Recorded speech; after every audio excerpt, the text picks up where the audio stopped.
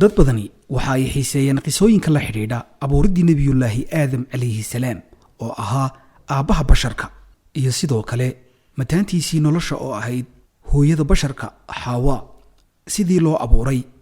halkii lagu abuuray iyo qisada ku saabsan sidii aadam loogu mihiriyey xaawa waa qisooyin la yaab leh oo dadku aad u dhugtaan qaybtan kooban waxaan ku eegi doonaa labada arrimood ee ku saabsan halka xaawa lagu abuuray iyo meherka xaawa oo in badan culimadu qoraale ka sameeyaan iyaga oo ku saleynaya qisooyinkaasi nusuusta ku soo aroortay waxaynu qormadeennan ku soo qaadan doonaa qoraalka uu arrintan ka sameeyey doctor xasan weli sheekh xuseen cusmaan oo kaga hadlay qaybtan buuggiisa axkaamta jinniga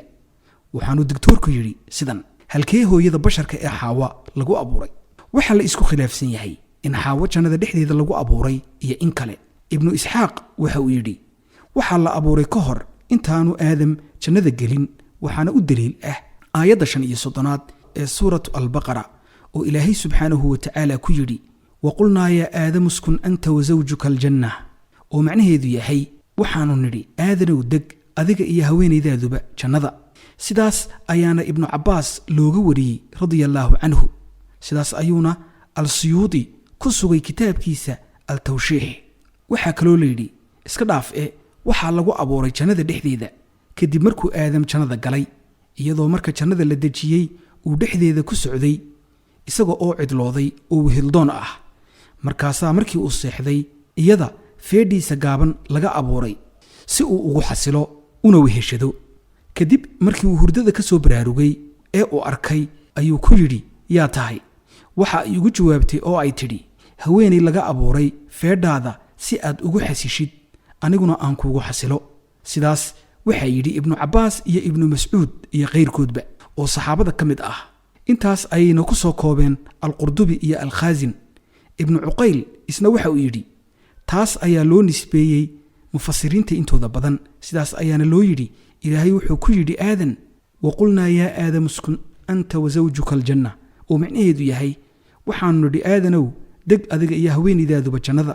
kadib markuu ayada abuuray iyagoo ay labadooduba jannada ku dhex jiraan waxaa kaloo la yidhi wuxuu ilaahay subxaanahu watacaala sidaas yidhi ka hor inta aanu xaawo abuurin hadalkuna wuxuu u socdaa iyadoon jirinba wakhtigaasi balse cilmiga ilaahay baa og meherkii xaawa nebiyullaahi aadam markii laga abuuray feedhiisa xaawa ayuu gacanta u taagay isaga oo doonaya in uu la gogolgalo markaasay malaa'igtu waxay tidhi mah yaa aadamu oo micnaheedu yahay ka joogso aadanow waxau yidhi aadan maxaan uga joogsanayaa iyadooba uu ilaahay iyada ii abuuray taasoo uu ilaahay u ilhaamiyey ama cilmiga lagama maarmaanka ah ama uu ayadaba ka ogaaday markay u sheegtay in isaga loo abuuray markaasay malaa'igtii waxay ku yidhaahdeen ka joogso oo ha taaban jeer oo aad meherkeeda bixisid waxa uu yidhi nebiyullaahi aadam isaga oo la hadlaya malaa'igtii meherkeeduna waa maxay waxay ku yidhaahdeen waa inaad moxamed sala allahu calayhi wasalam ku sallidaa 3 goor waxaana halkaas ka cad in ay malaa'igtu arrinkaas ku ogaadeen iyadoo loo waxyooday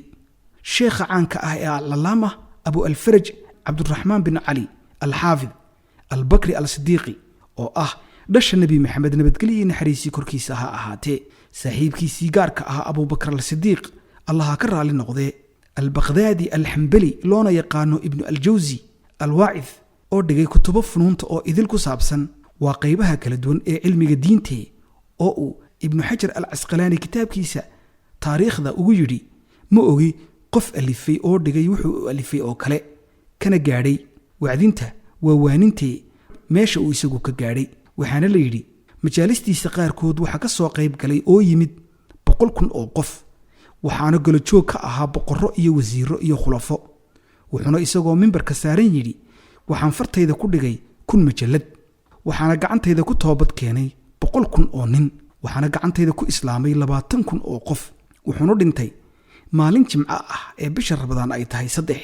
sanadka 597 waxaa ibnu aljawsiy loogu bixiyey iyadoo oo uu gurigooda dhexdiisa geedka jawska ku yaalay intaasi aan kaga gudubno alxaafid ibnu xajar ibnu aljawsi abu alfaraj wuxuu kitaabkiisa salwatu alaxsaani ku yidhi sidan: markuu aadan xaawo doonay oo uu dalbay ayay iyaduna meher weydiisatay oo ay ka dalbatay, iyadoo oo hadalka malaa'igta maqashay ama lagu ilhaamiyey ama cilmi aqoontiisu ay lagama maarmaan tahay u lahayd. markaasuu aadan wuxuu yidhi, maxaan siiyaa? markaasuu ilaahay wuxuu ku yidhi, isaga oo u waxyooday aadam ama toosba ugu yidhi, yaa aadamu salli calaa xabiibi maxamed bin cabdillaah 20 maratan, oo macnaheedu yahay meher ahaan u sii oo ku salli xabiibkayga midkaan jeclahay maxamed ibnu cabdilaahi sala allahu calayhi wasalam 20 goor. waxaad mooddaa in uu aadan ilaahay subxaanahu wa tacaala weydiistay caddayn dheeri ah kadib marka ay malaa'igtu ku tidhi inuu 3 goor nebi maxamed sala allahu calayhi wasalam ee ku salliyo, taasoo meherka xaawo ah. markaasuu ilaahay subxaanahu wa tacaala weydiiyey wuxuu siiyo, tanoo aan diidayn waxay malaa'igtu ku tidhi inuu siiyo, ama isagaaba u gartay in ay taasi malaa'igtu ijtihaadkooda ku gaadheen oo uu markaas amarka ilaahay doonay. tiro yar oo la sheegayna ma diidayso tiro ka badan in ay ahayd. waxaaba kaloo dhici karta in uu hadalka malaa'igtu iyaga ka yimid, ujeeddadiisuna ay tahay inuu aadan iyo xaawa sidaas jacayl ku dhex maro iskuna xidha. amarka ilaahayna oo ahaa 20 salli uu ahaa markuu damcay inuu xaawo u dhowaado, sida warkaba ka muuqata. sidaas ayuu meherka xaawo wuxuu ahaa uu ku noqday 23 salli oo lagu saliyey nebiyullaahi maxamed, nabadgelyo naxariisi korkiisa ha ahaatee. sheekhu wuxuu yidhi waxaa saxiix ah inuu salligu meher noqon karo iyada oo markuu aadam ama nin kastaaba salliga ku dhawaaqay isaga oo meherkeeda ula dan leh ajirka salligaas waxaa iska leh xaawa,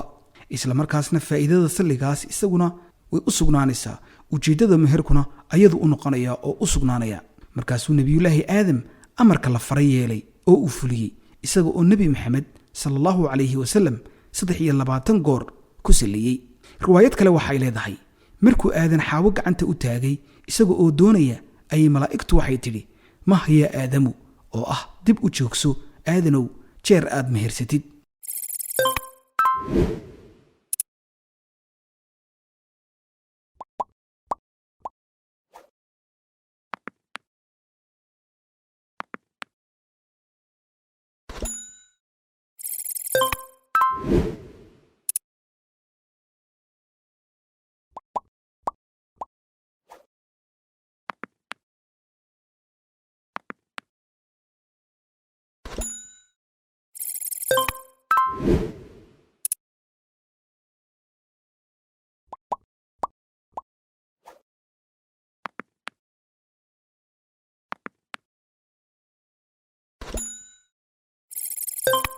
you